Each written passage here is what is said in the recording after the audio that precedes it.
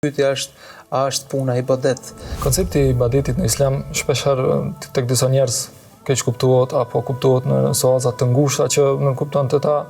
disa rituale të caktuara të cilat kryhen e të cilat e kanë peshën e vet dhe pozitin e vet padyshim, por koncepti i ibadetit në Islam dhe adhurimit është më i gjerë. Në një definicion për adhurimin thuhet se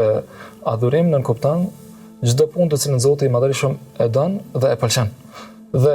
këtë rast po flasim për punën si diçka që Zoti e don dhe e pëlqen. Nga këtu edhe puna në jetën e besimtarit llogaritet pjesë e ibadetit. Nëse njeriu e bën me një jetë të sinqert, duke pas parasysh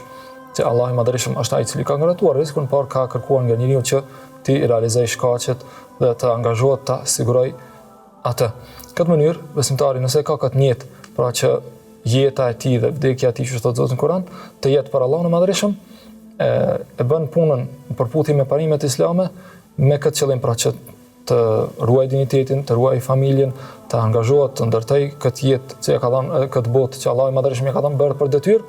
nga këtu jeta e besimtarit ndërsi është ibadet, edhe puna e tij është ibadet madje me vlerë. Pejgamberi i Zotit kur në një rast kur e pa një të ri i cili angazhohej me zel dhe punonte shumë, dikush nga shokët e pejgamberit Zotit tha, "Lau kana hadha fi sabilillah", sikur këtë ta bante në rrugën e Zotit, pra në luftë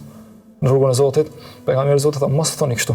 sepse ai i cili del për të kujdesur për fëmijët e vet të vegjël, për prindërit e tij të moshuar, ose edhe për vetveten, që të ruaj dinjitetin e vetvetes vet, ai është në rrugën e Zotit, pra është në ibadet.